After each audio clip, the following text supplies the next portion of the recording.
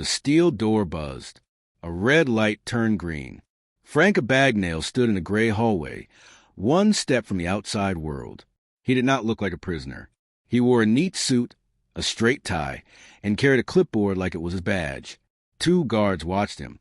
1 guard nodded, thinking Frank was an important inspector here to check the prison. The other guard pressed the release button again and said, "You're clear, sir." Frank took a breath. 1 step, 2 steps. The heavy door swung open to the bright afternoon. A dark sedan waited beyond the fence, an engine running, a man in a suit at the wheel. If Frank reached that car, he could be free. If he stumbled, he was done. He felt the eyes on his back, the weight of time, the heat of the sun. He lifted his foot to cross the line from locked to free, and that's when a phone began to ring on the guard desk behind him. Was someone checking his name? Was the trick over? Hours earlier, days earlier, years earlier, this is how it all began. Frank was a kid who noticed things. He noticed how people trusted uniforms, badges, and good manners. He noticed that a calm voice and a steady smile opened doors that strong hands could not.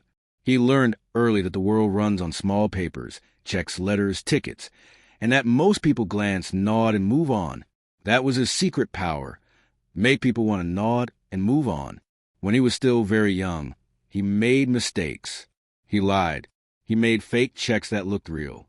He dressed like a pilot because pilots are trusted. He flew when he should not have.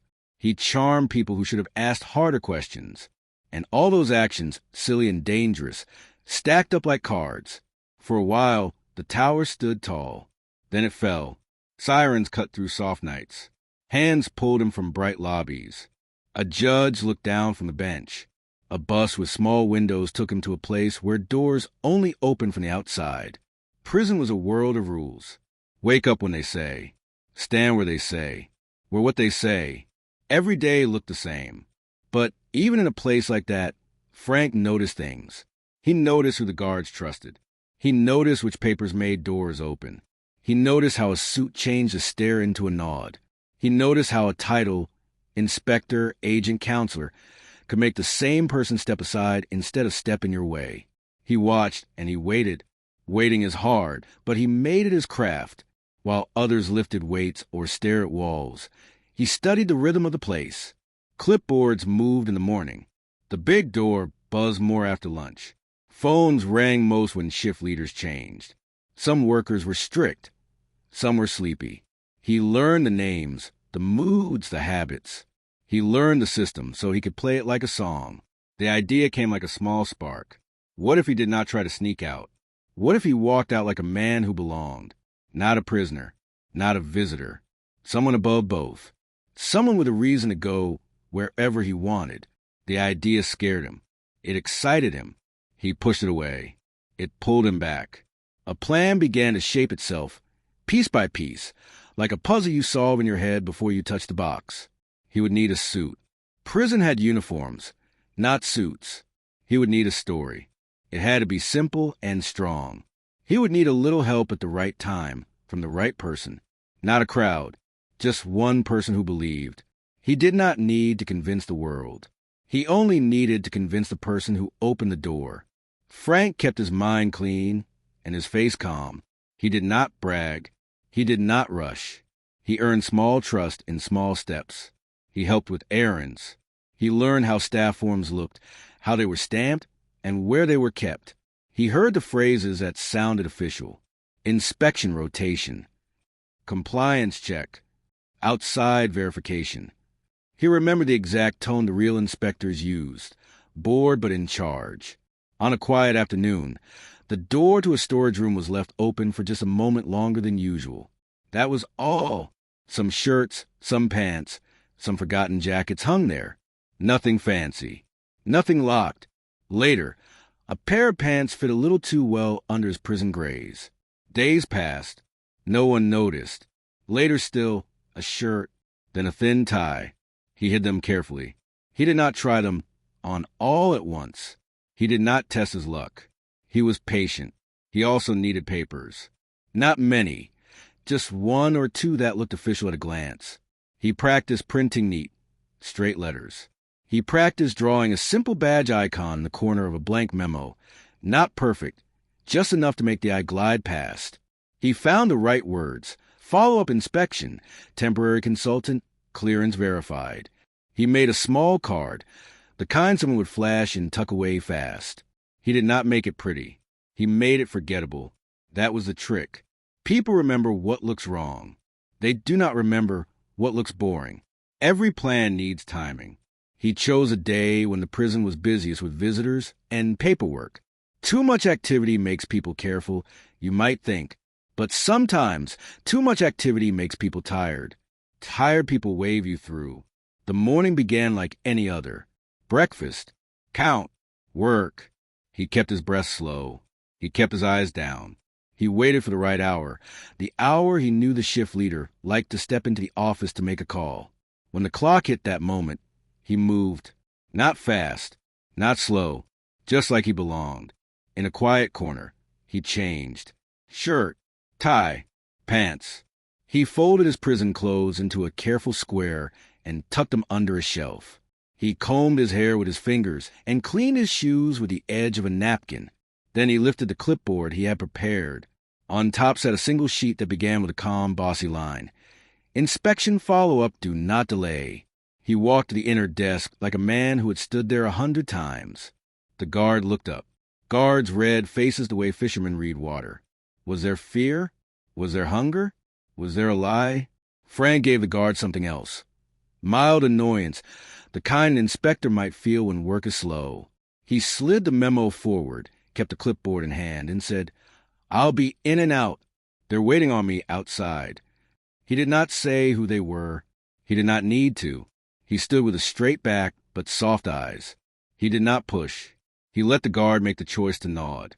The guard frowned at the memo, saw the official lines and the boring words, and decided today was not the day to ask big questions.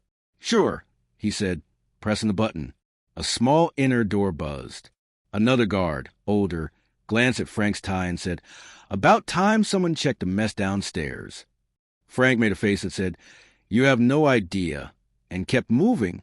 Every step felt like stepping on a thin sheet of ice. It might hold. It might crack. He stayed light. He carried the one thing heavier than the clipboard, his calm. At the main desk, the phone rang. A hand reached for it. Another guard signed a form. The shift leader was still in the office. Perfect. Frank angled the clipboard, so the top sheet showed the word outside. The main guard reached for the release button, then paused. Name, he asked, like a habit finally woke up. Frank Taylor, he said, using a safe, simple name that blended with 1,000 others. Consultant. He looked at the clock as if already late. The guard nodded without thinking, like a man who has nodded to that same kind of name 100 times. The big door buzzed. The red light turned green. Now we are back where we started. The door opened to a hot afternoon. A dark sedan waited beyond the fence. A man in a suit sat behind the wheel, ready to play his small part. Frank walked. 1 step, 2 steps. The guard's phone began to ring. Another phone joined it, a loud ring from the office. A knot tightened in Frank's chest. He did not look back. He reached the outer gate. A guard there leaned out of the booth with a logbook. Sign, the guard asked.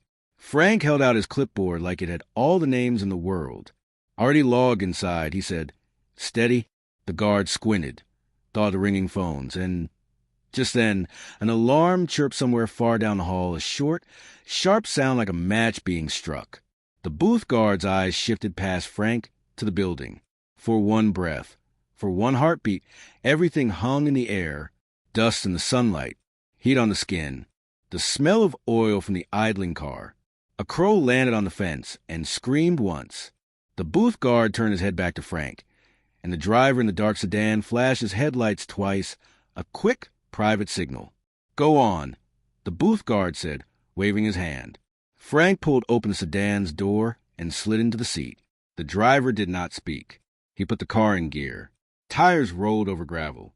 The prison fell behind them like a bad dream turning thin in the daylight. Frank kept his face forward and his hands steady on the clipboard. The gate shrank in the mirror. They reached the main road. Wind rushed in through a small, open window. Frank let out a breath he did not know he was holding. The driver checked the mirror. "We're good," he whispered. Then a police cruiser eased onto the road 2 cars back. Its grille filled the mirror like a storm cloud. The driver's hands tightened on the wheel. The cruiser stayed behind them, not passing, not falling away. Far behind, a siren wailed. A different sound now, louder, closer, angry. The police lights flicked on. Red, blue, red, blue. "Don't look," the driver said. Frank stared straight ahead as the cruiser drew closer, filling the mirror with flashing color. The car's heartbeat, the engine, thumped in his ears. The clipboard felt heavy now. The road narrowed. There was nowhere to turn. The cruiser's horn blared once, sharp and final. The lights grew brighter, washing the inside of the car in color. And that was when the cruiser's loudspeaker crackled to life. The police lights washed the car in red and blue, turning Frank's pulse into a drumbeat. The driver's jaw tightened as the cruiser drew closer. For a moment, Frank thought everything was finished, that all his calm steps, all his clever tricks, had ended here, on this thin road outside the prison gates. The clipboard in his lap felt like a brick. The man beside him whispered again, "Don't move, don't talk." The siren cut through the air, sharp and demanding. The driver eased the sedan toward the shoulder. Tires crunched against gravel. The cruiser slowed, too, its lights still flashing. Frank forced himself to breathe evenly, to keep the inspector's mask on his face. He was no prisoner now. He was a man in charge, pressed for time, with people waiting for him beyond this county road. If he showed fear, the mask would crack. The cruiser inched closer. Then with a sudden roar, it surged past. Its light spun brighter as it chased another car far ahead on the road. Dust rose in its wake, and the sound of its engine faded into the distance. Frank and the driver sat frozen in silence, not daring to move until the cruiser was gone. The driver finally let out a shaky laugh. "They weren't even after us." He pressed the gas, guiding the sedan back onto the road. Frank stayed quiet, but inside his chest of relief burned like fire. He had made it through the first gate, the first danger. But he knew this was only the beginning. A prison escape did not end with stepping outside. It only began there. Frank leaned back and thought of how close it had been. The phones ringing behind him. The guard asking for his name. The police cruiser trailing him like a shadow. Each step had been a coin flip, and somehow the coins had landed in his favor. But how long could luck last? The driver dropped him off near a bus station in the next town. "This is as far as I go," the man said. Frank gave him a nod, grabbed a clipboard, and stepped out. He walked into the station with a steady stride, as though nothing in the world was unusual. Travelers bustled around him. Families, workers, people heading home. No one looked twice at the man in the suit with the clipboard. That was exactly how Frank wanted it. He bought a ticket with cash, keeping his head low. As he waited, he thought about the many lives he had pretended to live. The pilot, the lawyer, the doctor. He had fooled banks, airports, hotels. But now, the stakes were higher. The law would be hunting him harder than ever. Every patrol car, every deputy, every headline would be shouting his name. On the bus, he sat near the back. The window glass reflected his face, calm, pale, a little older than the boy who had once slipped into a pilot's uniform. He watched the trees blur past. For the first time in years, the bars were behind him. Freedom was a strange taste, sharp and sweet. But it would not last forever. Even on the bus, he felt the weight of eyes on him, though no one was really staring. A child giggled 2 rows ahead. A man read a newspaper, the pages shaking in the breeze. Frank leaned closer and caught a headline. "Con man tricks banks out of thousands." His stomach clenched. His name wasn't on the page, but it might be tomorrow. The bus rolled on through small towns and long stretches of road. At a diner stop, Frank stepped off and ordered coffee. The waitress smiled, called him sir, and poured the cup. He realized how fragile his disguise was. One slip, one careless word, one suspicious glance could send it all crashing down. Still, he smiled back and left a generous tip, the kind a real inspector might leave. By nightfall, He had crossed state lines. He checked into a cheap motel under another borrowed name. The room smelled of old carpet and dust, but the bed was his alone, no locks, no guards. Lying there, Frank thought of his parents, of the boy he once was.